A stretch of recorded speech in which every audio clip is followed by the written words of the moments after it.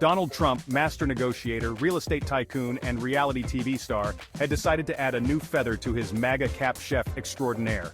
And what better way to announce his culinary aspirations to the world than by whipping up a magnificent lasagna? Not just any lasagna, mind you, but one fit for a king, or in this case a motley crew of celebrities including Ed Sheeran, Cinema Roll, and the enigmatic Tobias Forge of Ghost. Joining him in this ambitious endeavor was none other than the king of crunk himself, Lil Jon. With Trump's boundless confidence and Lil Jon's signature yeahs echoing through the kitchen, the duo embarked on their culinary mission. The recipe? Well, let's just say it was more of a loose suggestion. Open to interpretation, improvisation, and a healthy dose of Trumpian flair. What could possibly go wrong? The scene was pure chaos, a whirlwind of flying flour, splattered tomato sauce, and questionable culinary choices. Trump, ever the showman, was gesticulating wildly with a meatball, explaining to a bewildered Sheeran how this lasagna would be the biggest, the best, the most tremendous lasagna the world has ever seen. We need that fire, yeah. Ed Sheeran, known for his love of ketchup and generally chill demeanor, watched the proceedings with a mixture of amusement and apprehension. He'd been invited for a casual dinner, not a culinary train wreck. Still, he couldn't help but be entertained by the sheer absurdity of it all. Cinema Roll, the adorable Japanese puppy character, was less enthused. His sensitive nose twitched nervously at the overpowering aroma of hot sauce and burnt cheese, his big cinnamon roll eyes conveying a sense of impending doom. Tobias Forge, frontman of the Swedish rock band Ghost, stood silently in the corner, his face obscured by his signature Papa Emeritus IV mask. Whether he was amused or horrified remained a mystery, but one thing was for sure. This wasn't the kind of ritual sacrifice he was used to. As Trump proudly slid the monstrous lasagna into the oven, a plume of thick, acrid smoke erupted, setting off the fire alarm. Smoked lasagna, yeah, it's the new thing. Sheeran exchanged a worried look with Cinema Roll, who whimpered softly. Tobias Forge simply sighed, a faint metallic rasp emanating from beneath his mask. This lasagna was shaping up to be a disaster of epic proportions.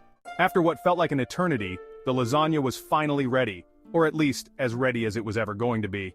The smell wafting from the kitchen was a bizarre combination of burnt cheese, raw meat, and enough hot sauce to melt steel. Undeterred, Trump, with a flourish and a grin, presented their creation. The lasagna resembled less a culinary masterpiece and more a volcanic eruption frozen in time. Chunky, uneven layers oozed ominously. The cheese a bubbling scorched landscape dotted with suspicious black spots.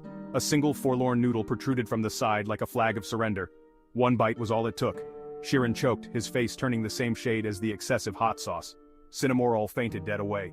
Even Tobias Forge, a man who had seen his fair share of darkness, looked slightly green around the gills.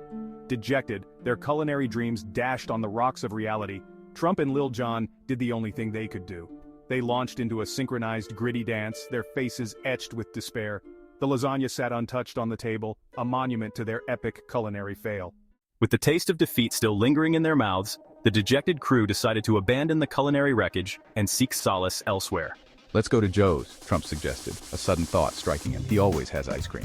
And so, the unlikely entourage piled into Trump's limousine, lasagna-induced disappointment hanging heavy in the air, and made their way to Joe Biden's house. Upon arriving, they were greeted by the sounds of music spilling out from the open windows. It seemed Joe was hosting a jam session. Intrigued, they peeked inside. There, in Biden's living room, was a sight that could only be described as surreal. Joe Biden, clad in a tie-dye shirt and ripped jeans, was shredding on an air guitar, while Aaron Lewis of Stain belted out a soulful country tune. Behind them, Mike Shinoda of Linkin Park laid down a heavy beat on the drums, his face a picture of intense concentration. But the real kicker was Eminem, perched precariously on top of a coffee table, spitting rhymes with his signature furious energy. The sight of Eminem rapping on a coffee table while Joe Biden rocked out on an air guitar was enough to snap even the most lasagna-scarred soul out of their funk. The newcomers joined the party, the atmosphere quickly turning from a casual jam session to a full-blown anything-goes free-for-all. Someone, probably fueled by Biden's stash of cookies, suggested a fart-off. Because why not? What began as a childish competition quickly escalated into something far more intense. A poop-off.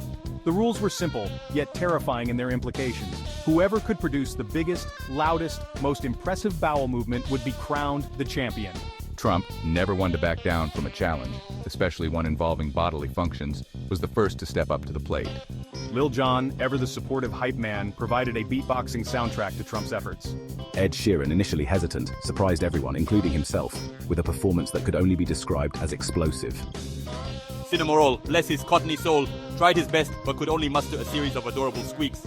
Tobias Forge, whoever the enigma, simply disappeared into the bathroom, only to emerge several minutes later, a smug look on his face and a faint but unmistakable odor lingering in the air. The competition was fierce, the air thick with tension and other less pleasant things. The very foundation of Biden's bungalow seemed to tremble under the strain. As the poop-off raged on, reaching previously unimaginable levels of intensity, a low rumble shook the house. Cracks appeared on the walls, spreading like spider webs. The music screeched to a halt as everyone paused, their faces a mixture of exertion and dawning horror. They had gone too far. The collective might of their bowel movements was proving too much for Biden's humble abode to handle. With a deafening crack, the floor gave way, swallowing the furniture, the instruments, and the participants in a maelstrom of splintered wood and other debris. The house, unable to contain the sheer power of the poop-off, imploded upon itself, leaving behind a cloud of dust and a lingering aroma that could only be described as apocalyptic. From the wreckage, a single defiant figure emerged. It was Baby Metal, the Japanese kawaii metal band, somehow unfazed by the chaos. They took to the rubble, their heavy riffs and high-pitched vocals echoing through the night. Their song of choice? Road to Resistance, naturally. As Baby Metal launched into their set, something strange began to happen. Everyone from Trump and Biden to Sheeran and Eminem felt an irresistible urge, an urge that transcended language, political affiliation, and even the boundaries of good taste. As Baby Metal's music washed over them, everyone present in a moment of unexpected unity pooped their pants, simultaneously, uncontrollably. It was ridiculous. It was absurd. It was, dare they say, beautiful. Laughter, pure and unadulterated, erupted from the ruins of Biden's house. The tension, the competition, the sheer terror of the poopacalypse. It all melted away, replaced by a sense of shared absurdity and the simple joy of being alive. Even Baby Metal, their faces hidden behind their signature makeup, couldn't help but crack a smile. As the dust settled and the smell, lingered, a thought occurred to Ed Sheeran. "Anyone up for Raising Cane's?" he asked, his voice still shaky from laughter. And so, the motley crew, covered in the remnants of their poop-tastrophe, piled into what was left of Trump's limo and headed for the nearest Raising Cane's, their laughter echoing into the night. It was the perfect end to a perfectly ridiculous day.